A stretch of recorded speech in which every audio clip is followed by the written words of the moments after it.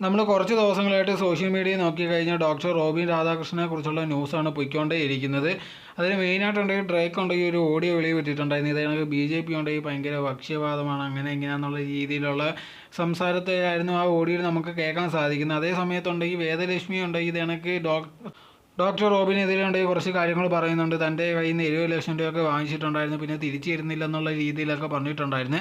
So എന്തായിരുന്നാലും അതിന് മറുപടി എന്നുള്ള രീതിയിലുണ്ടെങ്കിൽ റോബിനുണ്ടെങ്കിൽ കുറച്ച് കാര്യങ്ങൾ പറയുന്നുണ്ട്. ഇതേ കണക്ക് അത് വേദലക്ഷ്മിയുടെ കയ്യിൽ നിന്നല്ല ഞാൻ പൈസ വാങ്ങിച്ചിട്ടുണ്ടായിരുന്നു, അവളുടെ കൂട്ടുകാരിയുടെ കയ്യിൽ നിന്നാണ് ഞാൻ പൈസ വാങ്ങിച്ചിട്ടുണ്ടായിരുന്നത്. ഇപ്പോൾ ഉണ്ടെങ്കിൽ തനിക്ക് കുറച്ച് പ്രശ്നങ്ങളുണ്ട്, അതുകൊണ്ട് തന്നെ കുറച്ചുണ്ടെങ്കിൽ പൈസ കൊടുക്കാൻ ബുദ്ധിമുട്ടും കാര്യങ്ങളൊക്കെ ഉണ്ടായിരുന്നു. എന്തായിരുന്നാലും ശരി, അതിന് വേണ്ട കാര്യങ്ങളൊക്കെ ചെയ്യുന്നുണ്ട്.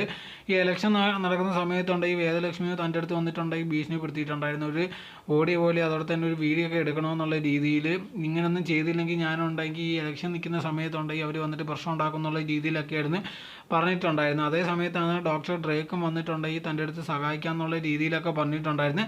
ആ സമയത്താണ് ഞാൻ കുറച്ച് കാര്യങ്ങളൊക്കെ പറഞ്ഞിട്ടുണ്ടായിരുന്നു. അതെല്ലാം വളച്ച് തിരിച്ചുണ്ടെങ്കിൽ തൻ്റെ മേലിൽ ഇട്ടെന്നുള്ള രീതിയിലാണ് റോബിൻ പറയുന്നത്. എന്തായിരുന്നാലും ശരിയാ, ഓഡിയോ വന്നാണെങ്കിൽ നമുക്ക് BJPയെ കുറിച്ച് കുറ്റം പറയുന്നത്, അതിനെക്കുറിച്ചുള്ള മറുപടിയോ കാര്യങ്ങളോ ഒന്നും റോബി ഇതുവരെ പറഞ്ഞിട്ടില്ല.